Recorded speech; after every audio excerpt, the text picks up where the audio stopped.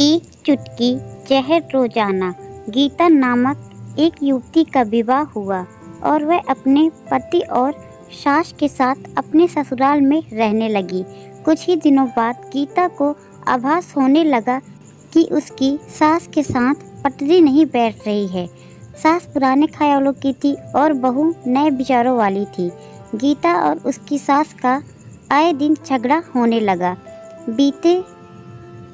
दिन बीते, महीने बीते, साल भी बीत गया।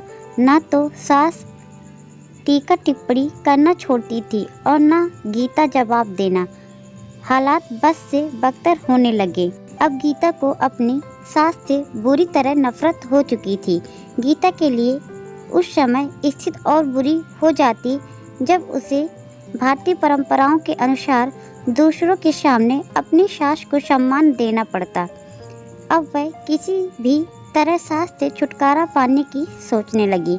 एक दिन जब गीता का अपनी सास से झगड़ा हुआ और पति भी अपनी मां का पक्ष लेने लगा तो वह नाराज होकर मायके चली गई।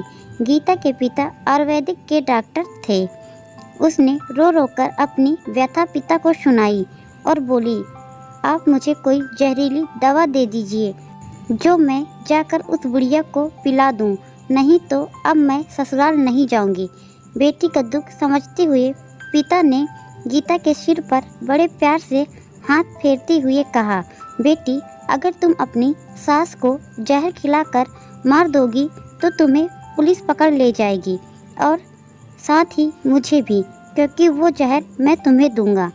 इसलिए ऐसा करना ठीक नहीं होगा। लेकिन गीता जिद पर अड़ गई। आपको मुझे जहर देना ही होगा।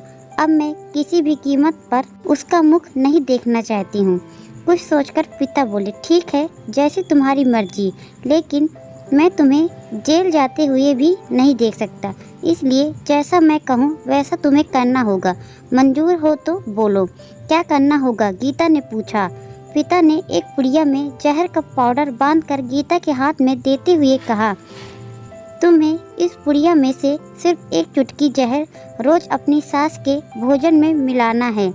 कम मात्रा होने से वह एकदम नहीं मरेंगी, बल्कि धीरे धीरे आंतरिक रूप से कमज़ोर होकर 5 से 6 महीनों में मर जाएंगी। लोग सोचेंगे कि वह स्वाभाविक मौत मर गईं।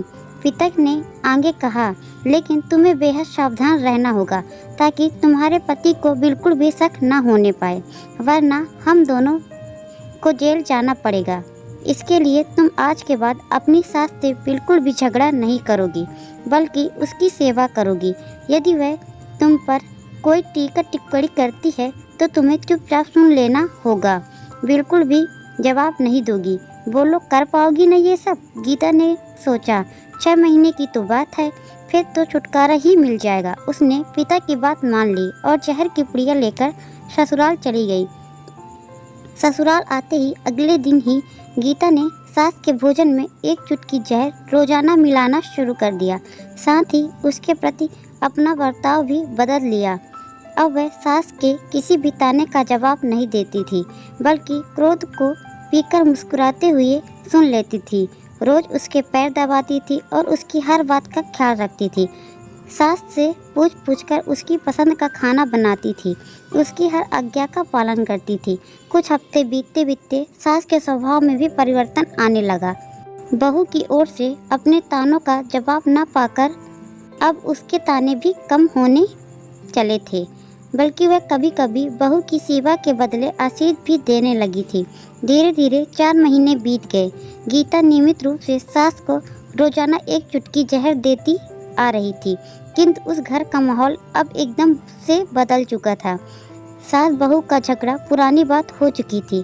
पहले जो सास को गालियां देते नहीं थकती थी, अब वह आस पड़ोस वालों के आगे गीता की तारीफ के पुल बांधने लगी। बहू को साथ बिठाकर खाना खिलाती और सोने से पहले भी जब तक बहू से 4 प्यार भरी बातें न कर लें उससे नींद नहीं आती थी। 6ठा महीना आते आते गीता को लगने लगा कि उसकी सास उसे बिल्कुल अपनी बेटी की तरह मानने लगी हैं। उसे भी अपनी सास में माँ की छवि नज़र आने लगी। वह सोचते हुए कि उसके दिए गए जहर से उसकी सास कुछ दिनों में ही मर जाएगी तो वह परेशान हो जाती थी।